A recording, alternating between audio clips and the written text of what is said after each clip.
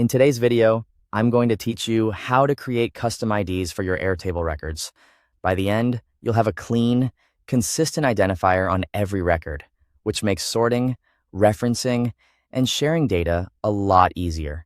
First, open the Airtable base that contains the table you want to work with. Make sure you're in the exact table where the IDs should appear. This is where all the changes will live, so it's helpful to double-check you're not in a view or table you don't intend to modify. Next, add an auto number field.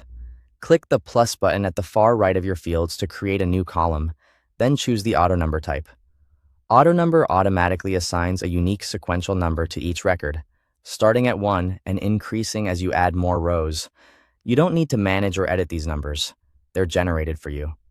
If you see existing numbers fill in immediately, that's expected. Airtable applies them to all current records. Now, add a formula field. Again, click the plus button to create another new column and select the formula type.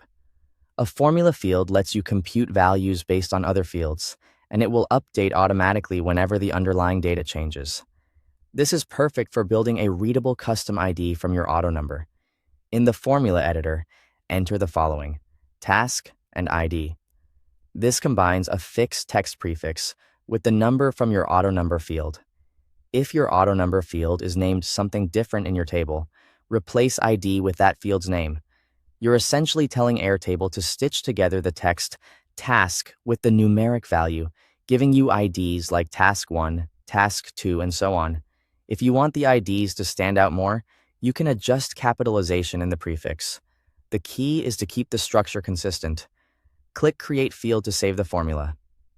As soon as you do, Airtable will generate a custom ID for every record in the table based on the formula you entered. These values are read-only, which is good. It means they'll stay consistent and won't be accidentally edited. Finally, take a moment to review your new custom IDs. Scroll through your table and confirm the pattern looks correct, and that every record has a unique, properly formatted value.